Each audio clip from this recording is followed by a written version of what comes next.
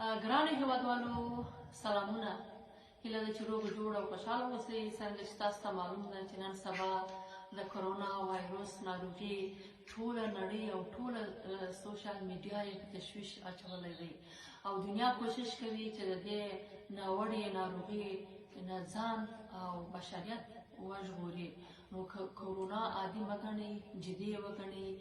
د خپل ژوند لپاره، د خپلې ټولنې لپاره، د خپل کورنۍ لپاره باید مبارزه وکړو او د کوره ونوځو، ګڼې ګوڼې ته ولاړ نه سو.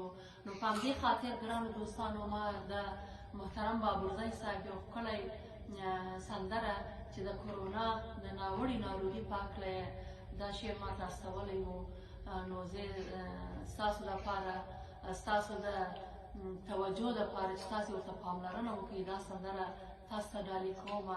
هیله ده چې دا سندره واورئ او عمل په وکړئ. مننه.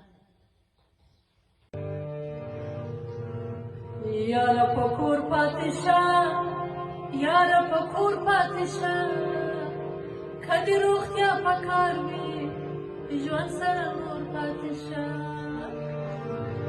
یاره په کور پاتې شه، یاره په کور پاتې شه، که دې روغتیا په کار وي ژوند سره نور پاتې شه.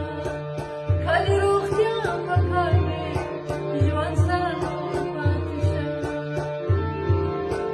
په کور ناسته یې غوره کړه، ما سره ژمنه وکړه، راځه د ځان کورنۍ سره ښېګڼه وکړه.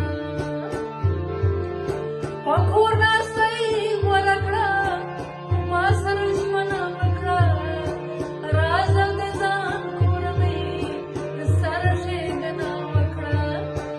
دا طبې سخته نه لکه د مور پاتې شه، یاره په کور پاتې شه، یاره په کور پاتې شه. د کرونا ناروغي د مرګ ملګري دی، د ارمانونو قاتل لکه لوګري دی. د کرونا ناروغي د مرګ ملګري دی، د ارمانونو قاتل لکه لوګري دی. د دې ټولنې په غم ګله غمخور پاتې شه، یاره په کور پاتې شه، یاره په کور پاتې شه. د مرګ نه